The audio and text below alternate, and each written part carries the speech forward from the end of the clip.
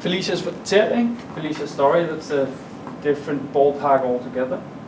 It's about a woman entering a fantasy world, and it's about we are products of our own past and how we break out of the roles that we have taken on through our childhood.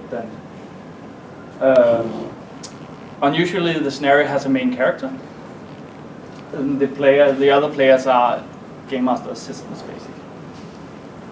So it's structured as alternating between in-character storytelling and in-character roleplay. So the game master assistants, they weave a story first, and then they describe a scene, and they provide a foretelling of how that scene will play out. And then it's the task of the main character to break that foretelling. So you can see an example is the game master assistant describing the woman, the main character, coming to an inn and being maimed by the inn, the people at the inn, because they're rowdy and bullying and so on.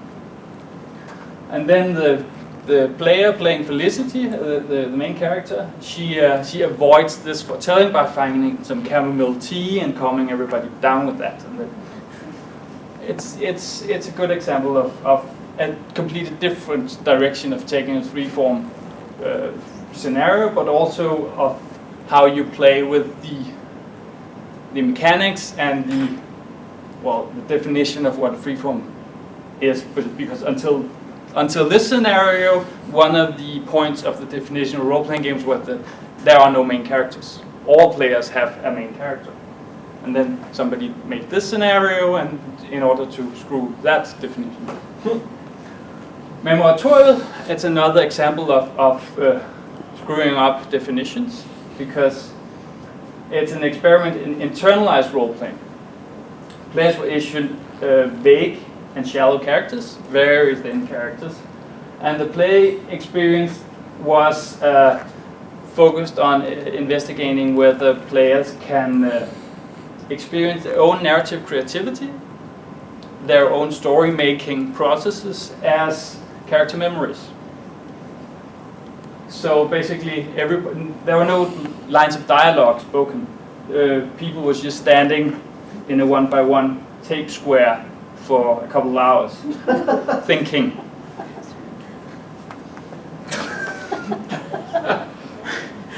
It's hard to measure people's utterances and actions in that game. Last freeform example, and again it plays with the conventions and definitions of role-playing games.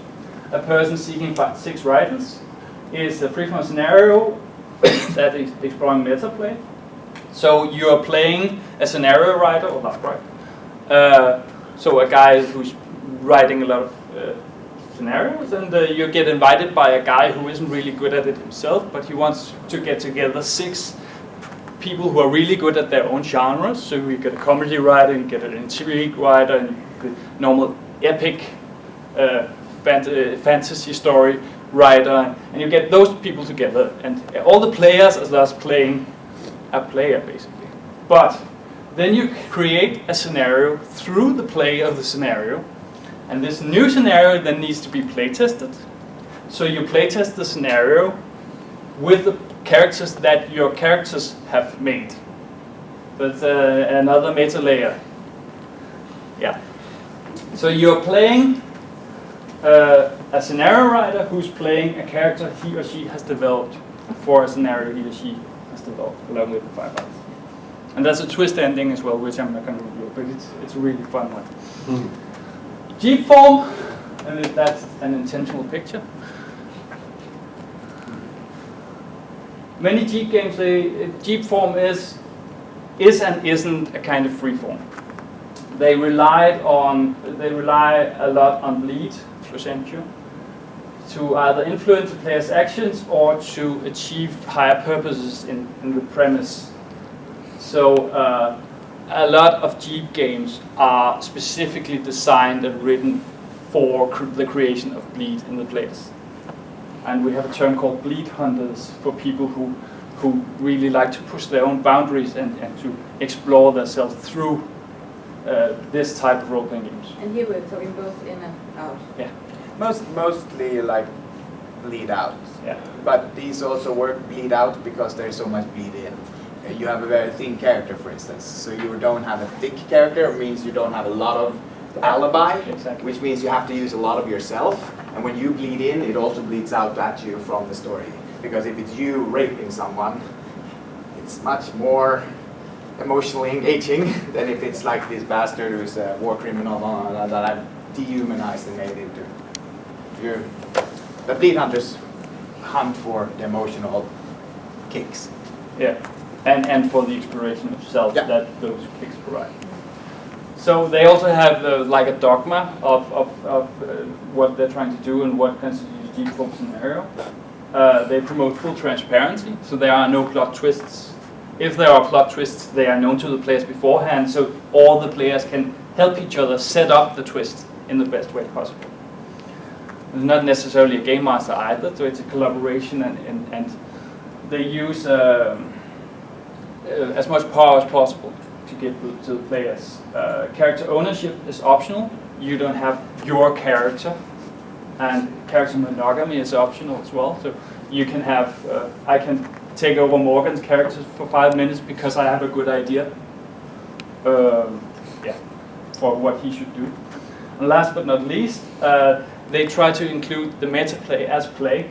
So they set up, from the moment you read the scenario description, you are playing that game, because even the description is intended to give up a certain impression and to put you in a certain mood when you then arrive at the convention and in order to play it. And there's a lot of different tricks they use in order to put you in the right mood and to get you to put more of yourself into the game, and thus be more open to getting extra.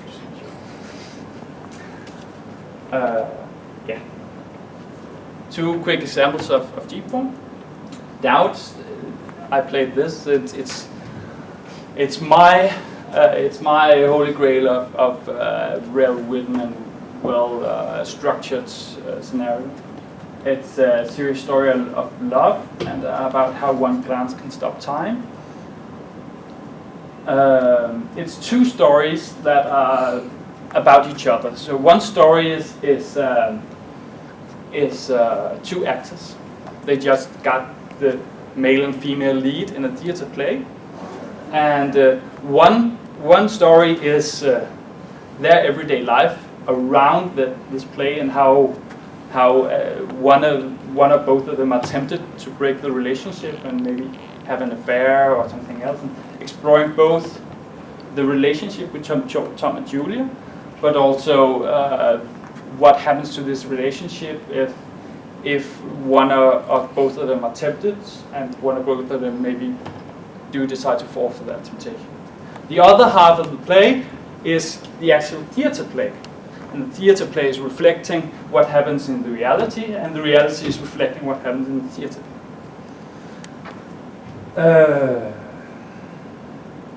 Yeah. It's brilliant. How many players?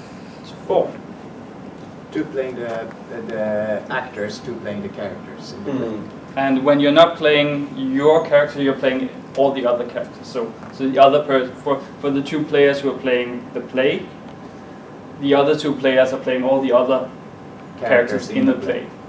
And for the 2 characters playing the actors, the other 2 players are playing all the other characters in their lives. Their friends and whatever, family. Potential temptations, all that. And one of the things about the doubt is also that it starts with an hour where you actually write the scenario. The scenes in the play are set beforehand, but the scenes in the everyday life is up to the players to create as the first thing. So, for instance, they sit down. Okay, so what kind of scene do we want to begin with? It couldn't.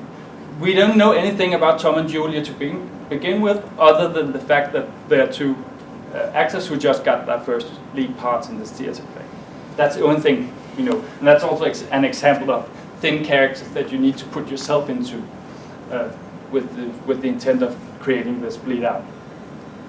Do you tend to get couples playing this a lot, or strangers? Both. All And- sorts. Yeah. And it's I haven't yet played this scenario without somebody then having to go home and rethink their relationship.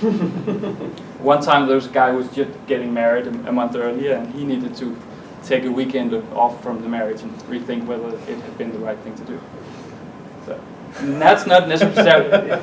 It sounds shocking, but it's not always bad. It's not exactly. It's a wake-up call for some people, and the wake-up calls can be really good. I played out various times, and then the Italian editor Yeah. of the game, and they confirmed that it's quite powerful, and I discourage everybody to play it with the significant other. Yeah. You get even more bleed in and bleed out if you play with the significant other, because you have a whole lot of stuff that's yeah. But it's also interesting from a design perspective in which tools and which mechanics they've decided to include and exclude, and how those affect the player. So the fact that you have to create the everyday life part, and that's interesting both for the people who like to design stories, but it's also interesting as a mechanic in order to get people to again put more of themselves into it. And it also means that you get very, very different play sessions each time they play, because yeah. Is it possible to get hold of the scenarios for these Yes. games that you Jeepen.org. Jeepen.org. But we can add that to the end We'll do that. for references. General, there's a very good tradition of people making the scenarios available for free online once they've been run first time. People don't usually do this for money. It's very rare. They do it for the experience. The mother. Yes, the mother. The Sorry, other we- deep form example. Yeah, sorry. I like that scenario. Sorry. The mother is. I'm not going to read this. You can read it later. But it's a game about. Well, actually, just read it yourselves.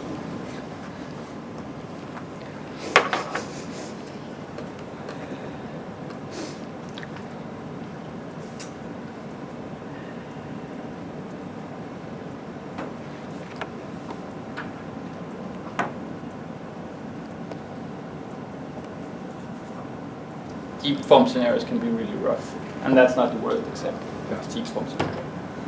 But it's very effective, and one of the credos of the Jeep crew is that why have epic dramas with dragons and knights when your everyday life is as least as intense and with even more scary monsters. Yes. Yes. For the bleed hunters or the more inexperienced players, isn't there sometimes kind of a balance? I mean, can't you just bleed out that much that you actually have to stop the play, or you? Sure. Yeah. That's okay. Yeah. I mean, and then you can get too much. You're not feeling comfortable anymore. Then you can stop. That's fine. I mean, you're not obliged to traumatize yourself. And that's Yeah. and there's an ongoing debate in the LARP community regarding safety and how you, for instance, in this, you may go past the point where you wanted to stop because the social construct is really tough and you don't want to break it for the other players. So it's an ongoing discussion about how to ensure the players' safety. And there's debrief methodology that I mean, like adopted both from psychology and psychotherapy and drama therapy and stuff like that to use to like look at, to compartmentalize the experience as a story, because your body of course don't know that it's a story because you're experiencing it. So you have to then do like a debrief where you compartmentalize this experience was us playing, which we have a capacity to do. Children do it all the time. And so, just like when we watch a movie, we get all the experiences But when you do it, it gets more so because your body's also involved, and you then have to compartmentalize that and so there's methods of doing that. So are there explicit ethical considerations within rules? Sometimes people don't make that to ethically choose, and I mean there's good and bad people, both ethically and skill-wise, because there's people who don't know what they're doing necessarily too. But there's as a community there's a growing body of experience around this that we've used for years. Does that make sense? This concept of people not avoiding harm for fear of breaking the game for others, that's a really powerful idea. Has anybody done any work in that area? Any writing on that phenomenon? I'm not The sure. implications of But it? there's a lot of Not discussion. not academic work. I don't know. Let's put it like this. I don't know any academic work looking directly at LARPing and role play. There should be tons of it, which has to do with like general psychology and how contracts are broken and stuff. But there is. I don't know any the names of the articles now, but there's written articles on player safety from a practitioner's point of view rather than an academic point of view. If you want to go into that, that's the Knudepunkt books, and we could add that to the thing too, which is like 8 books by now, and I can't say where you'll find it, but have a good read. Right. But you can find them online as PDFs. It's that idea of enduring more than you would normally do, simply out of fear of breaking the game for No. everybody else. Is there a term It's for that? it's also a way of challenging yourself to get out of your comfort zone. So it's not necessarily a bad thing. It can be really good to get out into the yellow or the red circle rather than your green comfort zone. So and again, you use the alibi mechanisms to get there because you're playing a game. One thing you have to realize is there's nobody who breaks from this. Not more than people breaking for looking at a video game, playing a video game. Those are people who already have some sort of problems that are outside that will then just use this as their focal point to break, whatever that break is. It is because it's not. It is more. It's stronger as a method, but it's not. You can't break a so helmet. short. Well, it's so short and it's framed in a way that it's not brainwashing. Yeah. Like going to a cult takes days, weeks, months to get broken. This is like at the maximum 2, 3, 4, 5 days. Usually just a few hours. Those really bleedy games, those really intense games are usually just a few hours. And they're framed within a convention or within a... Of course, you need to deal with what you've experienced and compartmentalize it, talk it over. That's usually the most thing that happens. People talk about their war stories. But that happens in the convention anyway. Yeah, that happens because you're going to do that from your experiences here. Because it's something intense, then you do that with it to compartmentalize and understand what just happened. But nobody breaks from this. It's too short, even if it's strong. Right. But it will give you some insights and some emotional movement. And I felt bad for a month after a game, but I don't want to say that it was just a game. That could also be because I was feeling lonely, and that was because I was very intensely with people, and then I broke up with them because I wasn't with them anymore. Yeah, so there's nobody breaks from the games. Yeah. No, because when we speak about breed and they break. There's someone breaks from